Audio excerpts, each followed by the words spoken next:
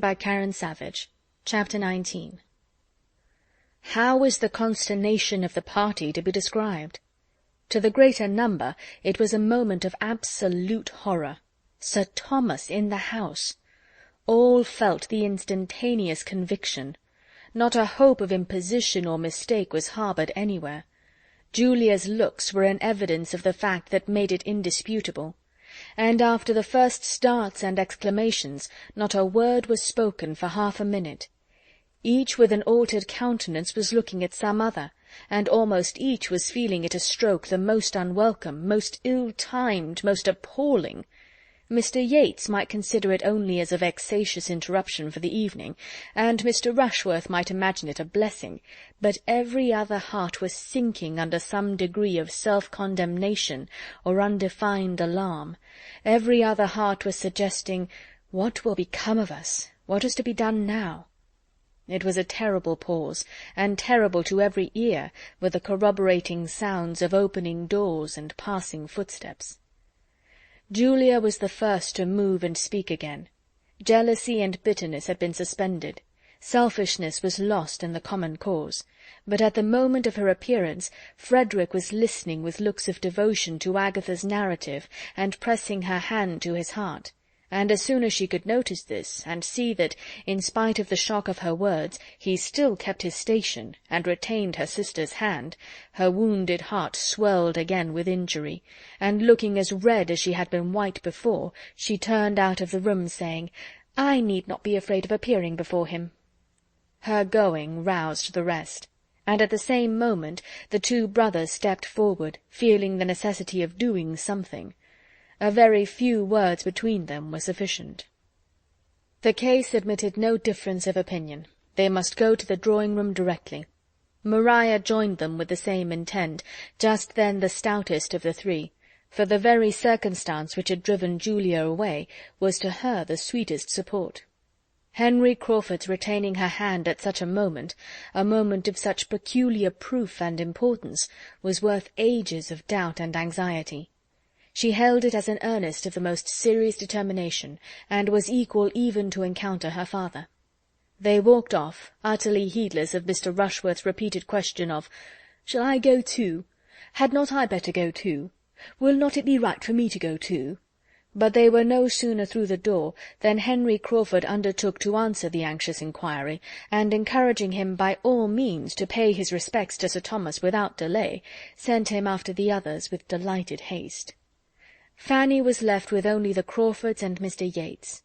She had been quite overlooked by her cousins, and as her own opinion of her claims on Sir Thomas's affection was much too humble to give her any idea of classing herself with his children, she was glad to remain behind, and gain a little breathing time. Her agitation and alarm exceeded all that was endured by the rest, by the right of a disposition which not even innocence could keep from suffering. She was nearly fainting. All her former habitual dread of her uncle was returning, and with it compassion for him, and for almost every one of the party on the developments before him, with solicitude on Edmund's account indescribable. She had found a seat, where in excessive trembling she was enduring all these fearful thoughts, while the other three, no longer under any restraint, were giving vent to their feelings of vexation, lamenting over such an unlooked-for premature arrival as a most untoward event, and without mercy wishing poor Sir Thomas had been twice as long on his passage, or were still in Antigua. The Crawfords were more warm on the subject than Mr. Yates, from better understanding the family, and judging more clearly of the mischief that must ensue.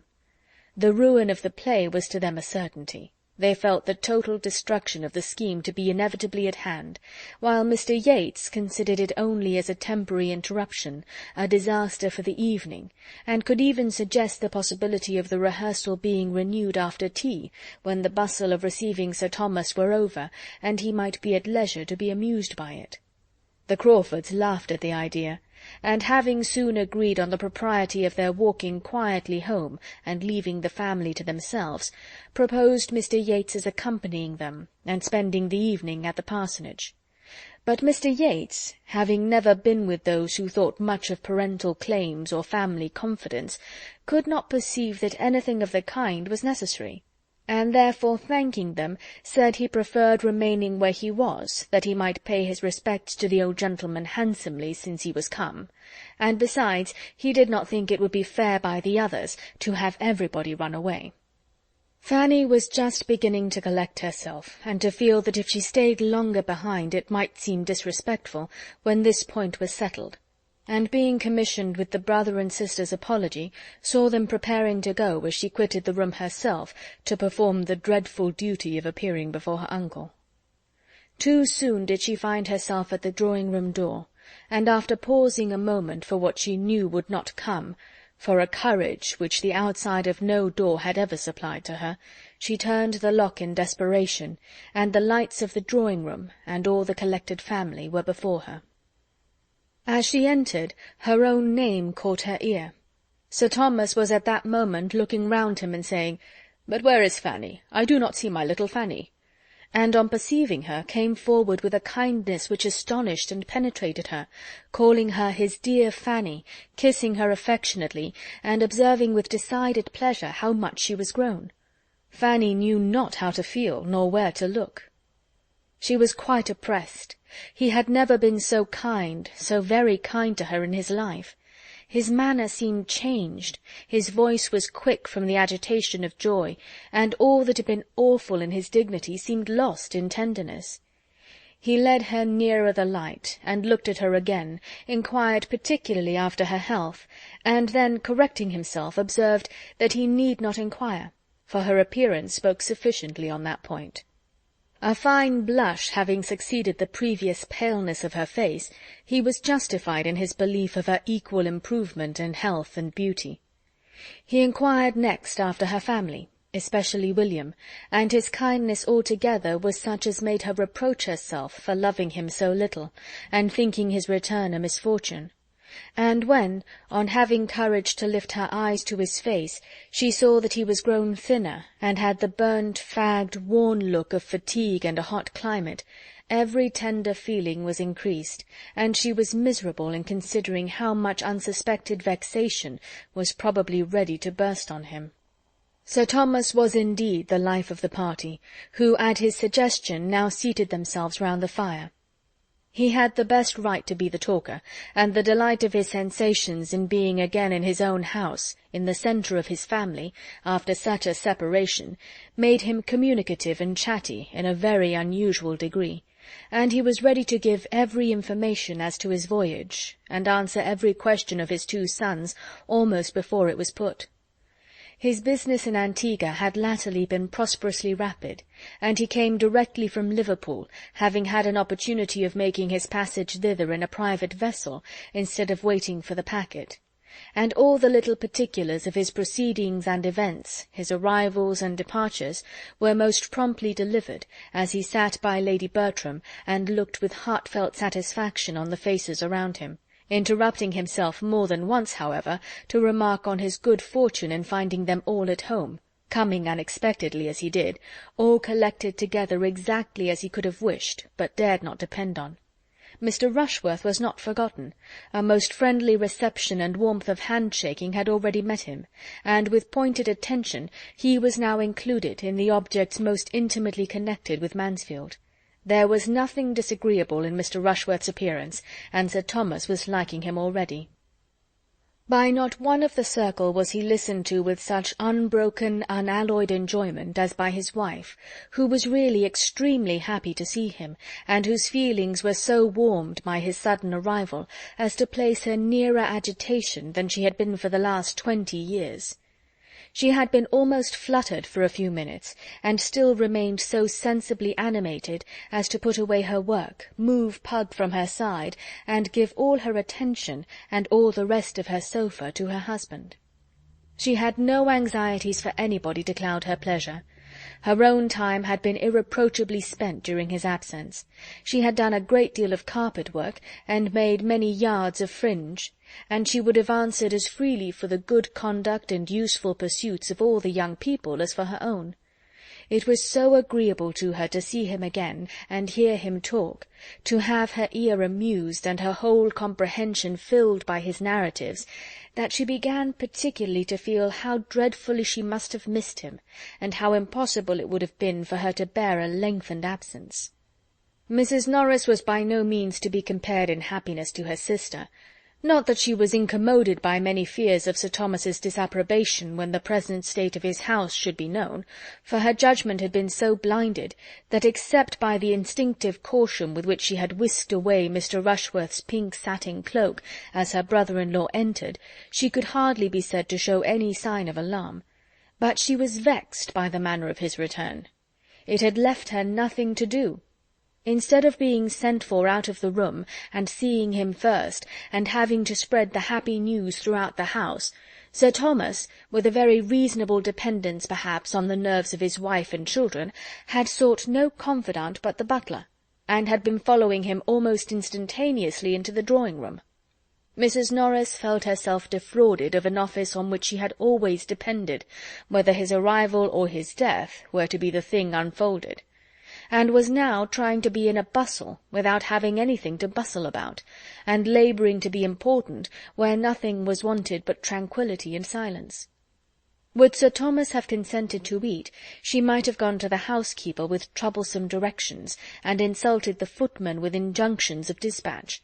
But Sir Thomas resolutely declined all dinner. He would take nothing, nothing till tea came. He would rather wait for tea. Still Mrs. Norris was at intervals urging something different, and in the most interesting moment of his passage to England, when the alarm of a French privateer was at the height, she burst through his recital with the proposal of soup. "Sure, my dear Sir Thomas, a basin of soup would be a much better thing for you than tea. Do have a basin of soup." Sir Thomas could not be provoked. "Still the same anxiety for everybody's comfort, my dear Mrs. Norris," was his answer. "But indeed I would rather have nothing but tea." "Well then, Lady Bertram, suppose you speak for tea directly. Suppose you hurry badly a little. He seems behind to-night." She carried this point, and Sir Thomas's narrative proceeded. At length there was a pause. His immediate communications were exhausted, and it seemed enough to be looking joyfully around him, now at one, now at another of the beloved circle. But the pause was not long. In the elation of her spirits, Lady Bertram became talkative. And what were the sensations of her children upon hearing her say, "How do you think the young people have been amusing themselves lately, Sir Thomas? They have been acting. We have all been alive with acting." "Indeed. And what have you been acting?" "Oh, they'll tell you all about it." "The all will be soon told," cried Tom hastily, and with affected unconcern. "But it is not worth while to bore my father with it now. You will hear enough of it to-morrow, sir. We have just been trying, by way of doing something, and amusing my mother, just within the last week, to get up a few scenes, a mere trifle. We have had such incessant rains, almost since October began, that we have been nearly confined to the house for days together. I have hardly taken out a gun since the 3rd. Tolerable sport the first 3 days, but there has been no attempting anything since. The first day I went over to Mansfield Wood, and Edmund took the copses beyond Easton, and we brought home 6 brace between us, and might each have killed 6 times as many, but we respect your pheasant, sir, I assure you, as much as you could desire. I do not think you will find your woods by any means worse stocked than they were. I never saw Mansfield Wood so full of pheasants in my life as this year. I hope you will take a day's sport there yourself, sir, soon." For the present the danger was over, and Fanny's sick feelings subsided. But when tea was soon afterwards brought in, and Sir Thomas, getting up, said that he found he could not be any longer in the house without just looking into his own dear room, every agitation was returning. He was gone before anything had been said to prepare him for the change he must find there, and a pause of alarm followed his disappearance. Edmund was the first to speak. "Something must be done," said he. "It is time to think of our visitors," said Maria, still feeling her hand pressed to Henry Crawford's heart, and caring little for anything else. "Where did you leave Miss Crawford, Fanny?" Fanny told of their departure, and delivered their message. "Then poor Yates is all alone," cried Tom. "I will go and fetch him. He will be no bad assistant when it all comes out." To the theatre he went, and reached it just in time to witness the first meeting of his father and his friend. Sir Thomas had been a good deal surprised to find candles burning in his room, and on casting his eye round it, to see other symptoms of recent habitation, and a general air of confusion in the furniture. The removal of the bookcase from before the billiard-room door struck him especially, but he had scarcely more than time to feel astonished at all this, before there were sounds from the billiard-room to astonish him still further. Some one was talking there in a very loud accent. He did not know the voice. More than talking, almost hallooing. He stepped to the door, rejoicing at that moment in having the means of immediate communication, and opening it, found himself on the stage of a theatre, and opposed to a ranting young man who appeared likely to knock him down backwards. At the very moment of Yates perceiving Sir Thomas, and giving perhaps the very best start he had ever given in the whole course of his rehearsals, Tom Bertram entered at the other end of the room, and never had he found greater difficulty in keeping his countenance. His father's looks of solemnity and amazement on this his first appearance on any stage, and the gradual metamorphosis of the impassioned Baron Wildenhain into the well-bred and easy Mr. Yates, making his bow and apology to Sir Thomas Bertram, was such an exhibition, such a piece of true acting, as he would not have lost upon any account. It would be the last, in all probability, the last scene on that stage, but he was sure there could not be a finer. The house would close with the greatest éclat. There was little time, however, for the indulgence of any images of merriment. It was necessary for him to step forward too, and assist the introduction, and with many awkward sensations he did his best. Sir Thomas received Mr. Yates with all the appearance of cordiality which was due to his own character, but was really as far from pleased with the necessity of the acquaintance as with the manner of its commencement. Mr. Yates's family and connections were sufficiently known to him to render his introduction as the particular friend, another of the 100 particular friends of his son, exceedingly unwelcome, and it needed all the felicity of being again at home, and all the forbearance it could supply, to save Sir Thomas from anger on finding himself thus bewildered in his own house, making part of a ridiculous exhibition in the midst of theatrical nonsense, and being forced in so untoward a moment to admit the acquaintance of a young man whom he felt sure of disapproving, and whose easy indifference and volubility in the course of the first 5 minutes seemed to mark him the most at home of the two.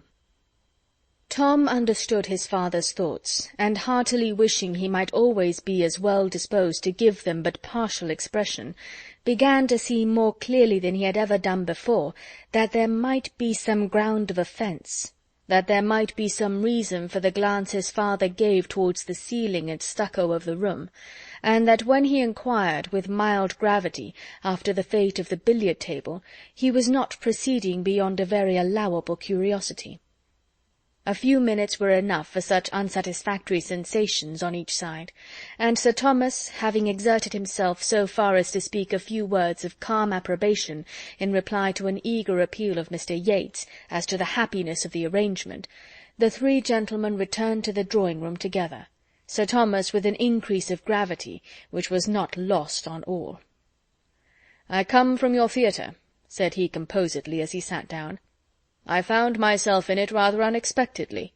Its vicinity to my own room, but in every respect indeed it took me by surprise, as I had not the smallest suspicion of your acting having assumed so serious a character. It appears a neat job, however, as far as I could judge by candlelight, and does my friend Christopher Jackson credit." And then he would have changed the subject, and sipped his coffee in peace over domestic matters of a calmer hue, but Mr. Yates, without discernment to catch Sir Thomas's meaning, or diffidence, or delicacy, or discretion enough to allow him to lead the discourse, while he mingled among the others with the least obtrusiveness himself, would keep him on the topic of the theatre, would torment him with questions and remarks relative to it, and finally would make him hear the whole history of his disappointment at Ecclesford.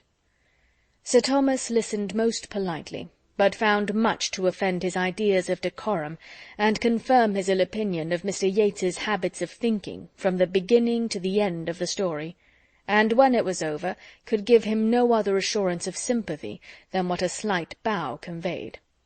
"This was, in fact, the origin of our acting," said Tom after a moment's thought. "My friend Yates brought the infection from Ecclesford, and it spread as those things always spread, you know, sir, the faster probably from your having so often encouraged the sort of thing in us formerly. It was like treading old ground again." Mr. Yates took the subject from his friend as soon as possible, and immediately gave Sir Thomas an account of what they had done and were doing, told him of the gradual increase of their views, the happy conclusion of their first difficulties, and present promising state of affairs, relating everything with so blind an interest as made him not only totally unconscious of the uneasy movements of many of his friends as they sat, the change of countenance, the fidget, the hem of unquietness, but prevented him even from seeing the expression of the face on which his own eyes were fixed, from seeing Sir Thomas's dark brow contract as he looked with inquiring earnestness at his daughters and Edmund, dwelling particularly on the latter, and speaking a language, a remonstrance, a reproof, which he felt at his heart.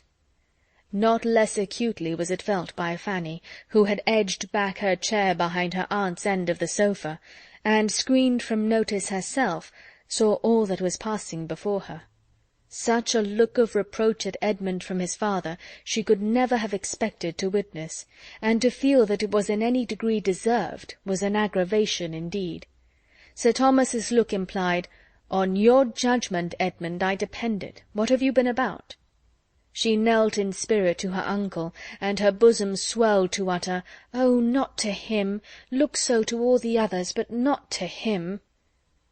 Mr. Yates was still talking. "To own the truth, Sir Thomas, we were in the middle of a rehearsal when you arrived this evening. We were going through the first 3 acts, and not unsuccessfully upon the whole. Our company is now so dispersed from the Crawfords being gone home that nothing more can be done to-night, but if you will give us the honour of your company to-morrow evening, I should not be afraid of the result. We bespeak your indulgence, you understand, as young performers. We bespeak your indulgence." "My indulgence shall be given, sir," replied Sir Thomas gravely, "but without any other rehearsal."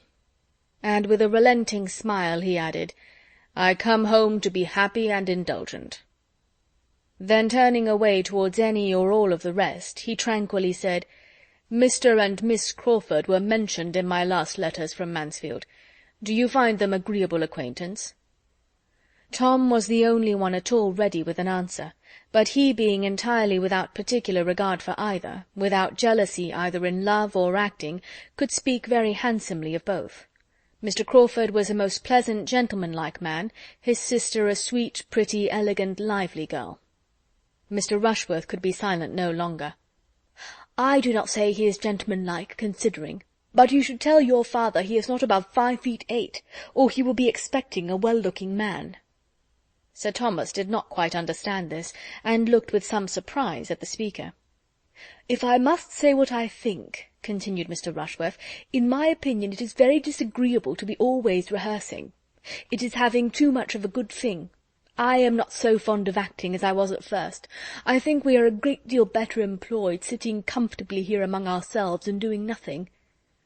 Sir Thomas looked again, and then replied with an approving smile, "I am happy to find our sentiments on this subject so much the same. It gives me sincere satisfaction. That I should be cautious and quick-sighted, and feel many scruples which my children do not feel, is perfectly natural, and equally so that my value for domestic tranquillity, for a home which shuts out noisy pleasures, should much exceed theirs. But at your time of life to feel all this, is a most favourable circumstance for yourself and for everybody connected with you, and I am sensible of the importance of having an ally of such weight." Sir Thomas meant to be giving Mr. Rushworth's opinion in better words than he could find himself. He was aware that he must not expect a genius in Mr. Rushworth, but as a well-judging, steady young man, with better notions than his elocution would do justice to, he intended to value him very highly. It was impossible for many of the others not to smile.